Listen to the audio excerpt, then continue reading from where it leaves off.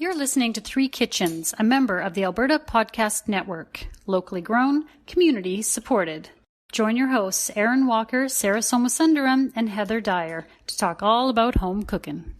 Today's episode is brought to you by Bessie Box, delivering healthy, naturally raised meat and seafood right to your door. Bessie is a small team in Alberta that delivers local food straight from the farm to you. Choose from Alberta grass-fed and finished ground beef to sustainable Atlantic salmon from BC. You can order on your schedule, whether it's a one-time order or a regular subscription to your favorite Bessie Box. All conveniently flash frozen and portioned, so you always have healthy meat and seafood ready to cook up a storm. Go to bessiebox.com to order yours now. Plus, APN listeners can use the promotion code APN10 to save 10% off your first order. That's code APN10. Enter it on checkout at bessiebox.com to save 10% off your first order.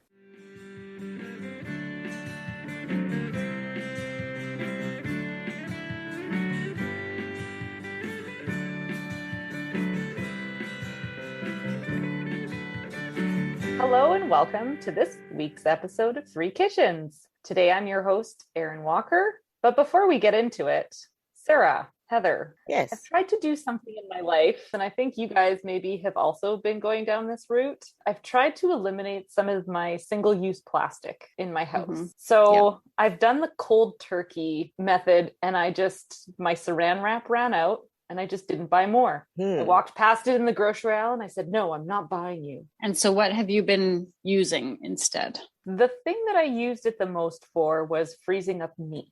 Right. And so now I'm using sort of leftover bread bags, naan bags, and tortilla bags. My meat doesn't live in my freezer, I would say, more than a week, maybe 2 weeks. Oh, it doesn't. Okay. Yeah, I'm not super concerned about packaging it really well because of freezer burn. I bought these reusable Ziploc bags. They're like a thicker plastic. They don't work great. And I tried freezing meat in them and the Ziplocs don't work fantastic. Oh no. So now unfortunately in my drawer, I still have some Ziploc bags. And so my crutch is these Ziploc bags that are also single-use plastic. Mm-hmm. Do you wash them out and use them multiple times? I think I use a Ziploc bag about 37 times before. And then when the zipper starts breaking or it splits at the seam, I'm like, oh, okay, now we're done. These are the really flimsy Ziplocs. Oh, I don't know. Okay. I'm not happy with this situation. With the system, yeah. I'm trying to get trying to find different methods to do things. Mm-hmm. Yeah, maybe somebody listening will have some suggestions for us. Yeah.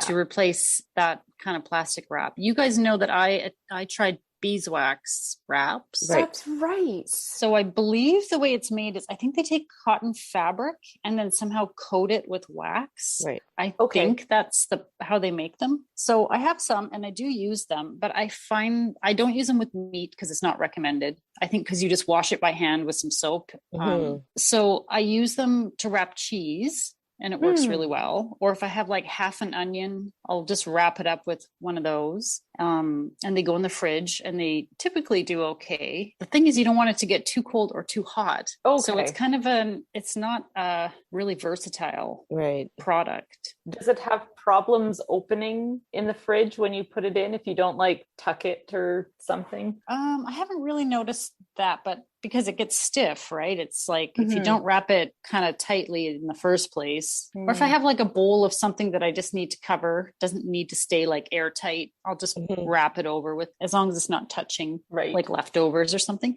but they're not ideal. I'm still looking for something that, like you, that would work better. Yeah. And I noticed I made some Rice Krispie squares in like a big, 9x13 dish. And I was like, oh, I don't have saran wrap to cover this with. Now what?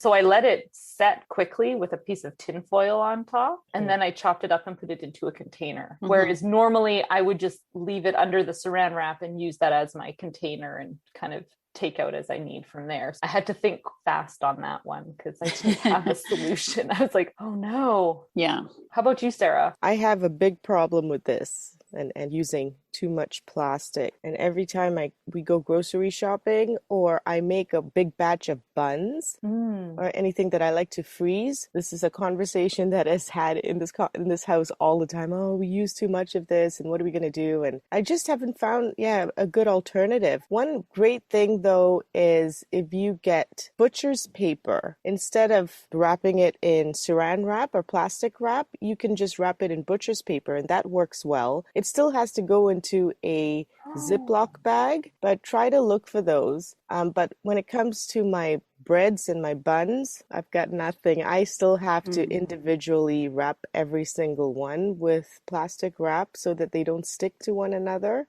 Right. And then so that they don't get that freezer burn, right? What's the difference between butcher paper and like parchment? So I think one side is waxed or has silicone on it. I'm not sure which one. It's not as pliable as obviously saran wrap, right? So you're going to have to kind of make your folds, and it takes a little longer, but why not? Yeah, no, it's very interesting that you bring this up, because I think this is something that has been plaguing us for a while, because we're feeling a little guilty when we do things like this. And the funny thing is we're trying to preserve the freshness of the food. So you don't want to waste that. No. But at the same time, you have to use a wasteful product to kind of preserve those things, right? So that's a good point. Maybe some other point we can also talk about the plastic produce bags in the produce section. Oh yeah. And what you do with those, because I tried to switch to fabric. You know, you can get this little fabric bag with a drawstring. What a pain it is for the cashier who has to then open it up and look inside and see what, you know what I mean? Oh, I never thought about that. Yeah. Interesting. I have switched over. I have quite a few of those mesh bags. Maybe mesh is better than, because it's just cotton fabric bags that I've got. You can't see through them. Oh, that makes now I understand why your cashiers are grumpy. Yes. You see? So I stopped. I stopped using them. Now I use them for other things, those little bags. Because back with those bags. Oh God, here comes that woman with her fabric. Yeah. In terms of produce, I tend to now go to the produce section at the end. So what I do is I place all my groceries on the bottom and I just place my produce on the top. And I know it takes an extra wash when you get home, but I don't use those plastic bags anymore for produce. That's my only contribution. I still can't figure out the plastic wrap Saran stuff. wrap's a hard one. Yeah. Maybe somebody has a suggestion for us and can help us reduce this or has a better product. It's hard to test things out when it's like $20-$30 a pop. Yeah, sometimes you have to make the investment to then test it. Yeah, the beeswax wraps are not cheap, but I would say they're worth it for the things that I use them for sure. I do use it like all the time. And I think I've had them over a year. I can't remember exactly when I bought the ones that I've got. All right, are we cooking? Are we cooking something? So what, have you gone to the grocery store? I have not gone to the grocery store. I've gone to my most local farmer myself. Oh, nice. Yourself. So last year when Heather ordered, oh my God, I don't know how many garlics. A giant you box had a of huge garlic. bunch of garlic that you ordered, and you put some in your flower bed and said, do I want the rest? And I was like, yeah, sure. And then I opened it up. I have like a huge patch of garlic. It is the most garlic I've ever grown before, and they're all doing fantastically. And so this year, Heather, I will buy the box of garlic.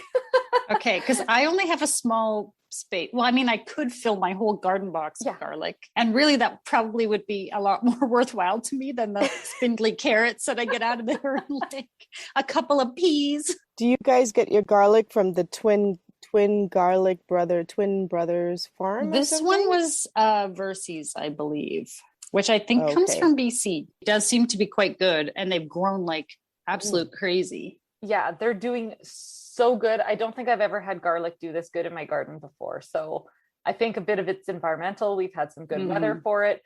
But I mean, just in terms of the success rate in what came up, it was nuts. Yeah. So this year, let me know. I will buy the box of garlic, and then you can take your cut. But we're getting to that time in the season where the garlic is starting to bloom. And so it produces this. So the leaves of the garlic are kind of flat normally when it's growing. And then all of a sudden this round tube comes out and it's got a flower bud on it. And so people call them swan-necked greens because they've got a rounded, curly swan neck. So we'll take some pictures of them and post them up when we... and they curl around. Yeah. They're really beautiful. They're in the garden. Yeah. So I have 50 of them now because I have 50 garlics. Wow. I was going through the garden and weeding and stuff, and I was like, oh my God, all these scapes have come up. I don't know what to do with these. So I am going to test out 3 different recipes with my garlic scapes. We will see. Which means we get to test it out. Yeah. And then I can determine from that what to do with mine, because I've got to start cutting mine soon too. And I don't have nearly as many. I just have a small patch. Right. I've gone and referenced good old Canadian cooking cookbook, Chatelaine. They have an online website. You know me, I've got my Chatelaine from 1968. I've got a Chatelaine from, I think, 2008 is my other one here. And then I went online for these ones because I couldn't find anything in there. I always think of the buff gelée or whatever. Whenever you talk about Chatelaines, I always have to laugh. Let me recover Chatelaine's reputation here. All right, let's do that. Every cookbook from the 60s would have had the same terrible. That's right. Yes. She's not putting her scapes into jelly. No. We should be fine. Oh, I should have looked up something horrible. Okay, I didn't go that. That book is kind of just there as like it's only there for looks now. I don't open it anymore. I'm afraid of what might come out of it. Okay, so I've gone into chatelaine.com and I've looked up some recipes. So the first one I'm going to try is a pickled garlic scape. You know, might as well start our preserving season up right away here. So it's got garlic scapes in it, vinegar, sugar, water, salt, peppercorns, and chili peppers. I'm thinking those chilies that you gave us for our chilies episode that we did with the TC Sand Network. What type of chilies are those, Sarah? Those are red Tiansen chilies. So they're very, in my opinion, sort of a milder heat. Some people would say medium. They're not high heat, but they would be a good one. They're nice and smoky. Are they similar to a Thai chili? No. Thai chili would be much spicier. Okay, so then if I want to dull it down a bit, I could still use those other guys? Yes, yeah, totally. All right, it's just going to be a refrigerator pickle. You clean your garlic scapes. They're going to kind of sit in a curled coil in the jar. So the picture of them I think is going to look really pretty. Cool. You combine your vinegar, sugar, water, salt, and peppercorns. Boil it, dissolve your sugar. And then you just pour that hot mixture over your scapes that are in your jars. You add your chilies in after that, and then you just let them sit in your fridge for 2 weeks. Oh, only 2 weeks. That's nice. And then after that, you can use them for up to a month. Nice. Some of the suggestions they have is serve them in a salad as like as a garnish, or in place of gherkins in a potato salad. So I think that sounds really interesting as like I always like that pickled little bit in a potato salad. So I think I might go and try that. Okay, so I know if you're giving some to us, I know what I'm going to do with mine. Awesome. I'm going to make a Caesar, one of those drinks, and I'm going to put that in. Great idea. Because I always like a pickle in my Caesar. And I hardly ever have Caesars. Do you guys have them often? I always forget to get the ingredients. It's like a rare thing, but when you have one, it's like so satisfying. Yeah. Totally. Oh, I like that idea. Maybe we can eke out some time and we are going to eke out some time and we can make Caesars with these scapes together. And we will enjoy all the other iterations together. It'll be like garlic scape central, and hopefully nobody else will come near us. Yeah, I was going to say, nobody will want to for a few days at least. People will approach us and be like, nope, too funny. Soon. All right. Okay, so the next thing I'm going to try and attempt, also from Chatelaine, is a garlic scape pesto. You chop up your garlic scapes. You're going to have toasted pine nuts, grated Parmesan, canola oil, lemon juice, and salt. So if anyone has listened to this podcast before, I'll be substituting lemon juice and salt. The salted lemons for the lemon juice and salt. No way.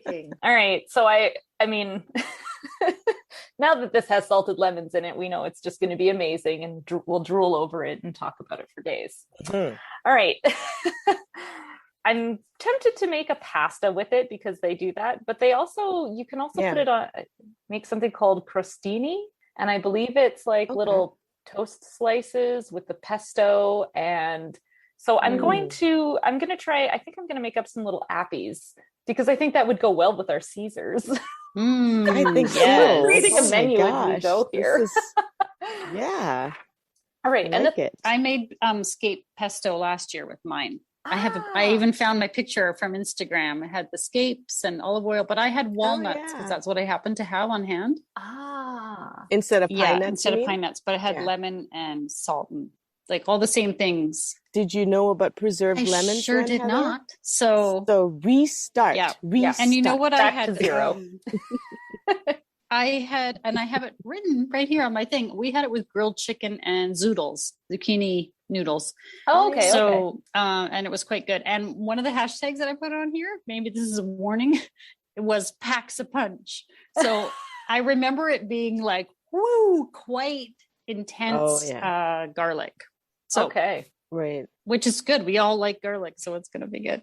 I think this sounds like the perfect date night for the three of us. Totally. All right. And the third thing that I'm going to try doing, and I don't really have a recipe for this, I've just heard of this, but I feel like I can accomplish it without a recipe.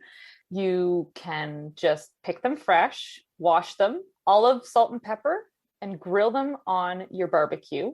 And apparently they have an asparagus-like taste. Oh, interesting. It's asparagus-like if you grill them like that. So it must totally tone down the garlic. I'm assuming it must really do something to change it up when you grill it like that. But I can't remember where I heard this or read this, but I know that at some point last year, because I had a few garlic scapes, I came across this suggestion on somebody's food blog. I mean, we're digging back memories from a year ago. So, I mean, that's a mighty pile to dig through. I like this idea. Almost any kind of, like it's a sturdy enough stock that you could grill it without it kind of falling to mush, you know? Yes. Yeah. And I remember just reading cook it like you would asparagus on the grill. So you want it to be hot, you want it to brown, and you want it to be quick. So nice. I think I'm going to have enough to do that. Totally. It's such a crazy versatile plant, you know, because you get the scape, which you trim in order to send more energy to grow the bulb. So you need to trim it anyways in order to allow that bulb to grow better. That's right. That's really important. You've got this piece of it that you've had to trim off, and it's like, well, what do you do with it now? So it's like, but that piece in itself is so great. It's so tasty. Yeah. It's like your first hint of fresh garlic in the season. Yeah. I love it. It's kind of like an early treat that you get out of your garden. Yeah. Well, an early treat I get out of your garden. Yes. I put them in my stir fries and my eggs. I think you can chop it up like you would a spring onion and put that on whatever you're making. Like a garnish? Yeah. Yeah. I just have too much garnish now. Now it's become excessive. Your chives. You have a problem with excessive small things that you only use a little bit of. And my tarragon plant that just went boom. Oh, okay. So here's another question about scapes and chives all that stuff. Is there any way of keeping them over a few months?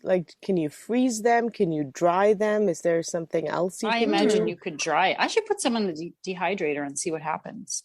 You could probably make like any herb that you dry. I bet you could do that. Be really interesting to try out. So pickling it will make it last longer. Pickling. That's right. Pickling would. The pesto can be frozen. Oh, okay. That's right. Didn't you freeze it in ice cube trays, Heather? I did. And then I just popped the cubes into a Ziploc, back to Ziplocs. And we pulled that out in the middle of winter. But honestly, I didn't use it all because I kind of forgot. And then it's in the back of the freezer and I'm like, it doesn't look as great anymore. So I would say if like 2 to 3 months maybe in your freezer, and beyond that it's not going to be as fresh, I don't think. That sounds right. Yeah. But you can make it last a little longer. It's all an experiment. You could try just putting the Scapes in the freezer and pull them out a month or two later and see what you got. It's all an experiment, and I, my friend, am your lab rat. So experiment away. All right, guinea pigs. So we're gonna have to wait a little bit because I have to preserve these babies, but I'm gonna get on that right away. And I'm gonna say in 2 weeks. All right. I'm gonna get the Caesars ready. Yoo-hoo. Mark your calendars. Prepare your list. It is gonna be Scape date night. Okay. Don't bother brushing your teeth. Tell your husband to sleep in the basement that night because you're just gonna ooze garlic when you get home. Oh boy. All right. Sounds good. Looking Erin, forward to it. See you in 2 weeks. I'll see you earlier, but see you in 2 weeks with Scapes. I'm not talking to you till I have those Scapes. Hey international listeners, having a hard time finding clamato juice? Simply mix together tomato juice and clam juice that comes from a can and season with Worcestershire and hot sauce. Don't forget to salt that rim and add that pickled garlic scape. Enjoy! This episode of Three Kitchens is brought to you by the Business Council of Alberta. Have you wondered what goes on inside a CEO's mind, or what it is really like to lead a company? C-Suite Unplugged, an Alberta Better podcast series, brings you fresh and honest conversations with Alberta's biggest CEOs, from leaders in energy and finance to tech, innovation, and agriculture, and everything in between. Join host Adam Legg, president of the Business Council of Alberta, for an unplugged conversation with Alberta's leaders about their stories, what keeps them up at night, and their outlook on the future of Alberta. Find new episodes of C-Suite Unplugged on Apple Podcasts, Spotify, or wherever you get your podcasts. You can also listen at businesscouncilab.com/Alberta Better Podcast. That's businesscouncilab.com/Alberta Better Podcast. New episodes drop every other Tuesday. So we're back. Erin. Hello, hello. Scapes. How did they turn out? Scapes were good. I tried out 3 different recipes, as we talked about. So I'll make this like you make a compliment sandwich, where you start with a good thing, you have the bad thing in the middle, and then you end on a good thing. Sounds good.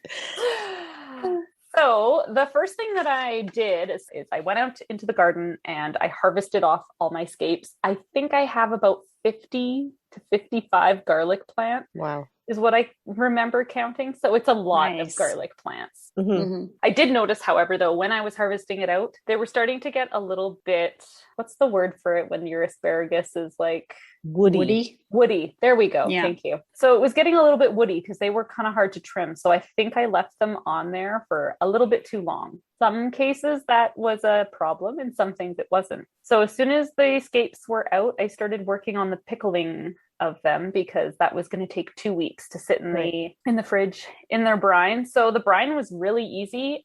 Cider vinegar, sugar, water, a little bit of salt, pepper, and some chili pepper that I used there. The tianxian, the dried chili peppers. Yeah.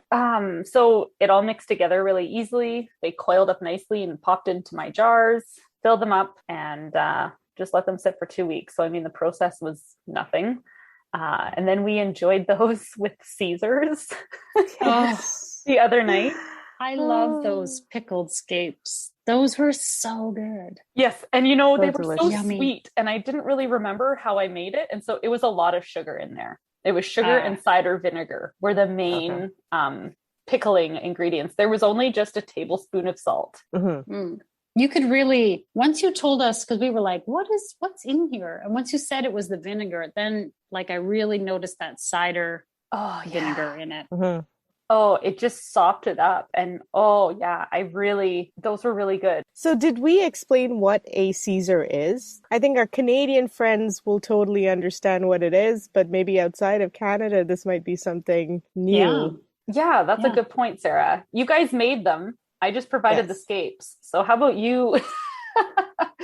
So a Caesar is an ounce of vodka or more if you want, right? And then you top it with something called clamato juice, which is a mix of tomato juice and clam juice. A little bit of clam juice. And I know it sounds awful, but it's really tasty. right? Mm-hmm. And then you usually top it with, see now, like I'm screwed up with the W word, Worcestershire sauce, and a little bit of hot sauce. And then you put something pickled in it. That tends to be like a pickled bean or pickled asparagus. A pickled cucumber. Yeah, a pickle. You can put just a stalk of celery in it. Yeah, lots of of people do celery. And then now you can put some pickled scapes. Oh. So it's very close to a Bloody Mary, but it's got that clam element to it. Mm-hmm. In Canada. And I think one of the important parts is salting the rim of your glass before, because then you get that salt or spice with every sip as you make your way around the rim as you drink it. Keep turning it. You just have to turn it for every sip.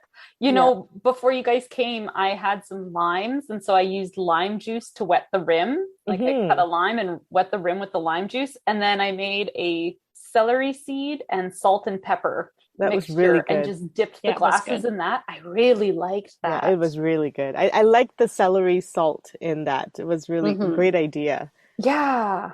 And they're really good if you don't want to drink them with vodka too. Mm-hmm. Yeah. They're a really tasty drink if you like a virgin drink and you want something that is a little bit special. Yeah, but it's not usually the thing that you have, like it's a rare kind of drink, right? You don't have it very often because it's quite filling, right? Savory, and it's like spicy. Yeah. And you don't want to eat too much with it. It kind of stands on its own because it's got so much flavor and stuff in it. It's like a cold soup is really what it's like. Yeah, kind of is. Right. But it's delicious. I know this doesn't sound good, but it is a very iconic drink here. And does Clamato juice exist everywhere? No, it's a Canadian thing. It's a very Canadian thing. Yeah. Oh, I didn't realize that. So that was really good. So that was delicious. The pickled scapes, definitely going to do that again. Nice. So as I alluded to with harvesting them, they were kind of woody and just not as soft and tender as you kind of want them to be, I think, for doing the grilling part, which was the second way that I made it. So just like asparagus, I covered them in some olive oil, salt and pepper, and then threw them on the barbecue.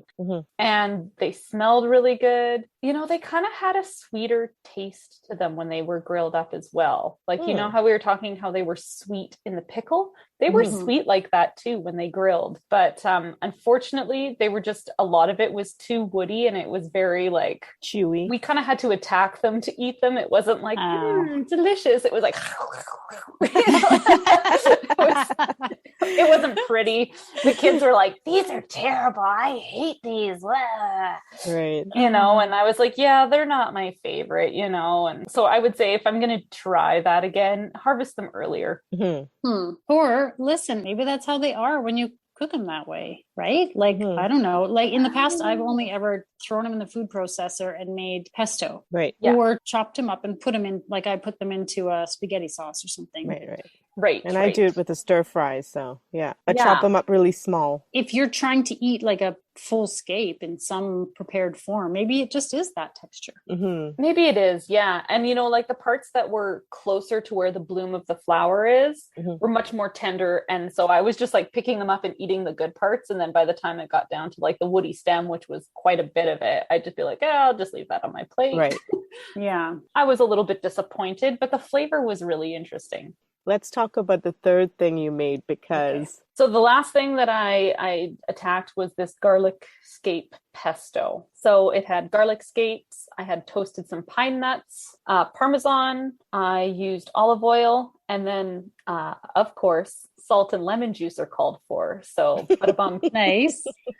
Salted lemon. No. It's the ultimate 2-in-1. Anytime your recipe calls for lemon and salt, it's like, why would I do both? That's just silly. I did end up adding some lemon juice on its own because the bite of the garlic was, whoa, when I first made the pesto. Like I mixed this all together. I estimated what I thought I would put in for a lemon. So I think it was a quarter of a lemon from the salted lemon jar and only used the peel. Put that all together, blended it in the food processor. And as I tasted it at the end, I was like, good grief. So I added, I think another tablespoon or so of just lemon juice, because I think the acid helps balance out that bite. Right. And then I let it sit in the fridge for 3 days, because I also think the longer it sits with the acid, the bite is not as strong. Right. I think. Someone please correct me if I'm wrong, but I'm under the impression that the longer something like a garlic or an onion sits in an acid, it kind of calms down that spiciness. Well, that's what happens when you pickle something. Yeah, when you pickle something, it does get mellower. Like garlic gets mellower that way. So then we made a pesto crostini. Okay. That is like my new favorite thing that I just want to make all the time. Ooh, it's so good. Like I ate myself sick on those, I think. We ate them because I was like, I just can't stop. Was it mozzarella? It was mozzarella. Oh, so good. You slice up a baguette, you put olive oil on the bottom, and on the top of your slice, you put your pesto, cheese, and then you just top it with some tomatoes, some freshly diced tomatoes. And so I went through the effort of taking the skin off my tomatoes. I sliced it so that it was only the flesh of the tomato and kept all the seeds separate. And then I salted them a little bit a few hours before you guys came over so that my tomatoes tasted like extra boom. Or that's what I was hoping for. Yeah. And so, the 3 of those things together, I could live on that, I think. I've never had it before. Oh, and I made this all on the barbecue too. So instead of using my oven, I just kind of got my barbecue to 350 and popped it in. Nice.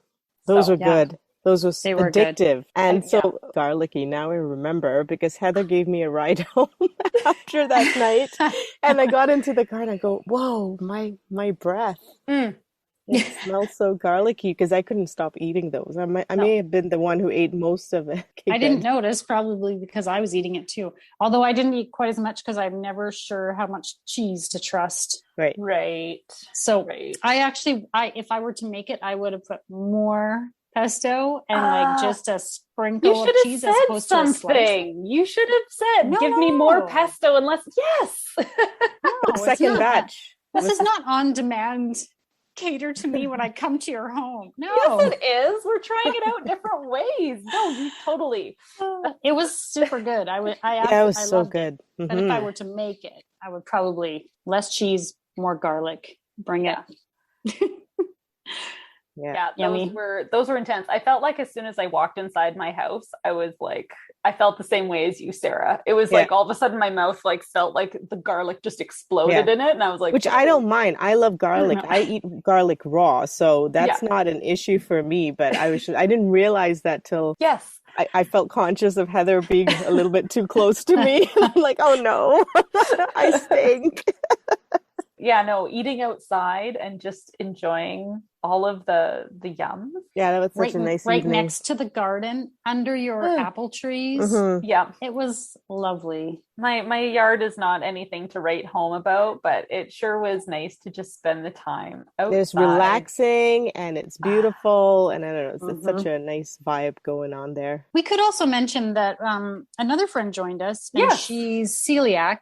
Yeah. And so you used, instead of the baguette, what was it that she had? I had a rice cracker that was like a rice and nut it was made out of. So it was just the cracker that was exchanged and just the pesto, the cheese, and the tomatoes again. So, and she really enjoyed it too. So if anybody out there can't eat the bread, try it with, some kind of gluten-free cracker of your choice, and it will still be delicious. So I would say yes to the pesto. I would say yes to the pickle. Yes, for sure. And grilling them up, maybe they'd be better if, this, that, and the other thing. I'd try it again, but it wasn't like, oh, wow, this was super delicious. I want this to be my veggie once the scapes come out. I'd rather put them in these 2 things that we can save their flavor in and really intensify it, because wow, yum, yum. Though I will say, if you chop that scape down a little more, like dice it a little more, I think it'll be easier to it'll be more palatable. Yeah, I think, in the past I've chopped them up and used them as my garlic in place of using Yeah. a garlic Yeah. root. Yeah. I just didn't know what to do with the amount that I had. Right. Yeah. I love garlic, not as much as Sarah. Maybe she could have chopped up and diced and eaten 52 garlic scapes in that time, but Easily. and they kept in my fridge actually for quite a while, Mhm. just in a plastic bag to keep their moisture. And Is that how you're supposed to store them as well? You're supposed to put them in a plastic bag? Because that's what Mhm. you did for me, Heather, Yes, right? I did look that up. Yeah. yeah, Yeah, in the fridge. or they'll just kind of dry out and become Mhm.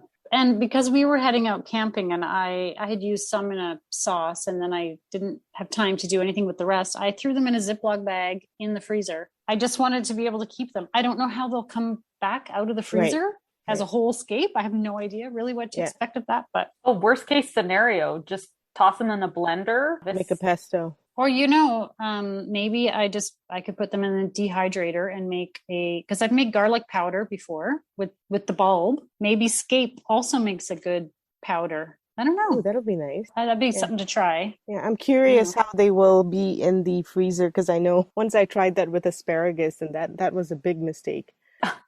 Yeah, some vegetables don't survive the freezer well, they so don't. we'll have to see. Yeah. You'll have to let us know later on about that. Update everyone at some point. All right. Well, let's wrap it up there and say that scapes are definitely good for pesto, definitely good for pickling. It's your new pickle, everyone. Scape is your new pickle. Yeah. And chatelaine was a good resource. There was no gelée involved, so No bouffe gelée. Bouffe gelée. gelée. All right. And look at that. Garlic is like the plant that gives twice, right? Keeps on you get giving. the scape, and then in a couple of months, you'll get the bulbs. Yeah. And that'll keep going through the winter. So it's like super. And the breath, it gives you the breath as well. Plant that keeps on giving. Thank you, Erin. That was really yummy. Yes. Hey, I'm happy to share. And anytime we can have a garden party and eat our food. Yes, anytime. Yes. That's going to be, that's the new standard now. All right. Well, invite your friends over, make this up, and they will all love you so much for it. And don't forget the Caesar, all our international friends. Go. That's great. Well, if you can buy Clamato juice, I don't know if you can. Otherwise, you can always use a tomato juice and make a Bloody Mary. It'll just be as good in with a Bloody spice. Mary. Just spice it up. Okay, guys. Well, we'll see you next time. All right. Okay, bye. And now for the fine print. You can find recipe information and photos on Instagram and Facebook at 3 Kitchens Podcast. Why don't you leave us a comment? Give us ideas for future episodes. We'd love to hear from you. And of course, if you like and subscribe and follow, all of those things help other people find us. Those garlic scapes are not my favorite.